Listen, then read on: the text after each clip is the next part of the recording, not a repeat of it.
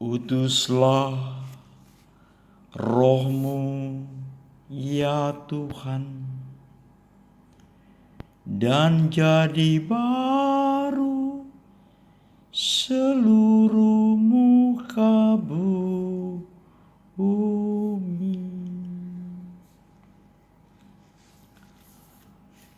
Roh Kudus, Sang Penghibur. Para saudara-saudari yang dikasihi Tuhan, selama seminggu ini kita akan belajar bersama akan pribadi, pelayanan, dan 7 roh Allah. Pagi ini kita akan berbicara mengenai pribadi Roh Kudus. Allah dari segenap alam semestanya, satu-satunya Allah sejati yang kita layani terdiri dari 3 pribadi. Ketiga pribadi Allah itu Allah Bapa, Allah Putra, dan Allah Roh Kudus. Sekalipun mereka terdiri dari 3 pribadi, kita harus mengerti bahwa mereka hanya satu Allah. Bukan 3 Allah dalam satu pribadi. Tritunggal itu dinyatakan sebagai bentuk jamak di dalam kitab Kejadian bab 1 ayat 26. Beginilah sabda Tuhan, baiklah kita menjadikan manusia menurut gambar dan rupa kita. Dari awal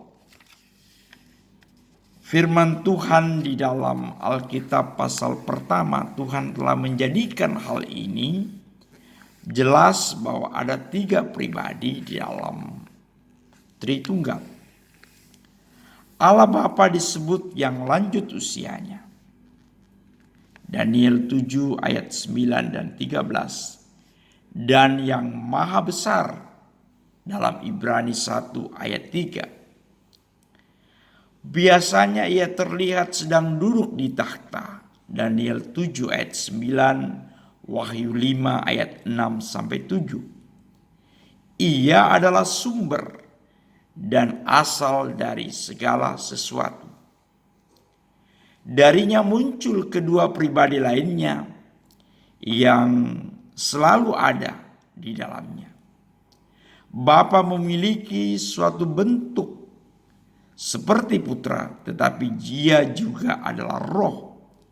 Kita baca di dalam Yohanes 5 ayat 37, Yohanes 4 ayat 24. Allah Putra, Tuhan Yesus Kristus adalah Yehova dari perjanjian lama. Dialah yang menampakkan dirinya kepada Abraham, Musa, dan nabi-nabi lainnya, bukan Allah Bapa. Ia tampak persis seperti Bapa, hanya lebih mudah. Tuhan Yesus dapat berkata kepada Filipus dalam Yohanes 14 ayat 9. Barang siapa telah melihat aku, ia telah melihat Bapa. Rupa mereka persis sama satu dengan yang lainnya. Putra adalah gambar wujud Bapa. Ibrani 1 ayat 3. Tetapi Bapa tampak lebih tua.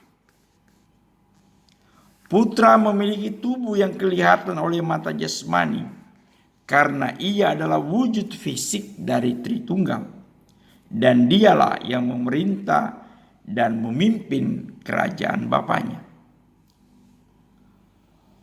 Roh Kudus juga merupakan sebuah pribadi. Ia adalah pribadi ketiga dari Tritunggal. Ia adalah pribadi yang berbeda, yang keluar dari Allah, sekalipun ia sama dengan Allah. Kita boleh baca dalam Yohanes 15 ayat 26. Ia adalah roh, tetapi ia juga memiliki bentuk seperti Bapa dan Putra. Di dalam Alkitab versi bahasa Inggris, Roh Kudus selalu memakai kata ganti orang, ia, he, dan bukan kata ganti benda, it. Ia bukan hanya suatu pengaruh, tetapi ia seorang pribadi. Ia melaksanakan perintah Bapa dan Putra, dan tujuannya yang utama adalah meninggikan Putra. Bapa, Putra, dan Roh Kudus itu sama. Pada dasarnya mereka sama dalam hal karakter, dan mereka memiliki kesatuan dalam hal visi, pikiran, dan tujuan. Filipi 2 ayat 6 berkata tentang Yesus yang walaupun dalam rupa Allah tidak menganggap kesetaraan dengan Allah itu sebagai milik yang harus dipertahankan. Di dalam Yohanes 5 ayat 17 Yesus berkata, Bapa-Ku bekerja sampai sekarang, maka aku pun bekerja juga.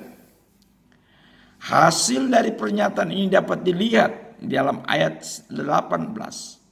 Sebab itu orang-orang Yahudi lebih berusaha lagi untuk membunuhnya. Bukan saja karena ia meniadakan hari Sabat, tetapi juga karena ia mengatakan bahwa Allah adalah Bapanya sendiri, dan dengan demikian menyamakan dirinya dengan Allah. Jadi Bapa dan Putra itu jelas sama. Persis sebelum Tuhan Yesus disalibkan, ia berjanji bahwa ia akan mengirimkan seorang penolong yang lain sebagai gantinya, yang kita kenal sebagai Roh Kudus yang mulia. Kita boleh baca dalam Yohanes 14 ayat 16, Yohanes 16 ayat 7. Kata lain ini di dalam bahasa Yunani-nya secara harafiah berarti seseorang yang sejenis. Hanya seseorang yang sama yang dapat diutus sebagai wakil. Karena itu, kita dapat dengan jelas berkata dari Alkitab bahwa Bapa, Putra, dan Roh Kudus itu sama. Namun ada tingkat-tingkat otoritas yang berbeda di dalam Tritunggal. Bapa adalah yang tertinggi. Ia memiliki posisi dan otoritas yang tertinggi. Sang Putra menyatakan hal itu secara jelas sekali dalam Yohanes 14 ayat 28. Di mana ia berkata Bapa lebih besar dalam hal otoritas dan posisi daripada aku. Putra dan Roh Kudus tunduk kepada kehendak Bapa. Yesus berkata kepada Bapanya, janganlah apa yang aku kehendaki, melainkan apa yang engkau kehendaki. Allah Putra adalah ahli waris segenap milik Bapanya.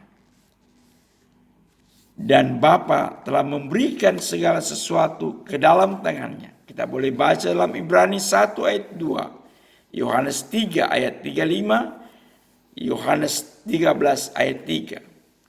Kerinduannya adalah menjadikan kita sebagai ahli waris bersamanya. Para saudara yang dikasihi Tuhan, Tuhan Yesus akan mewarisi seluruh kerajaan dunia ini. Wahyu 11 ayat 15. Ia memerintah kerajaan Bapanya dengan pertolongan Roh Kudus. Di dalam masa 1000 tahun, Allah Putra akan memerintah di atas bumi secara fisik. Namun, ia akan tetap tunduk kepada Bapanya. 1 Korintus 15 ayat 28 menjelaskan hal ini.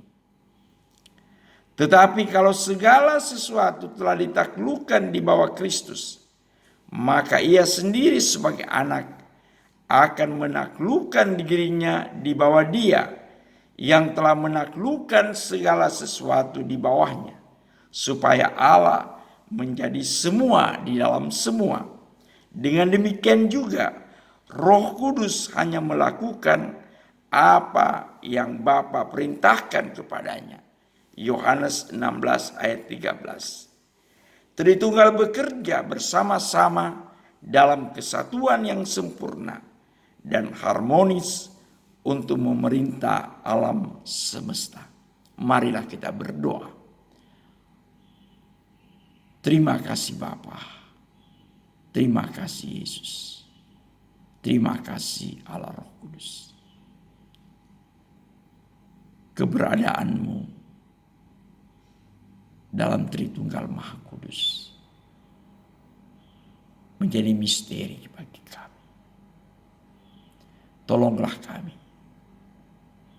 memahami akan kehadiran-Mu di dalam kehidupan kami, di dalam alam semesta, dan di dalam semua makhluk, agar kami tahu dan memahami siapa Bapa, siapa Yesus, siapa Roh Kudus dalam kehidupan kami, sehingga kami selalu memuji dan memuliakan Engkau. Di dalam nama Yesus kami bersyukur selalu. Amin. Dalam nama Bapa dan Putra dan Roh Kudus.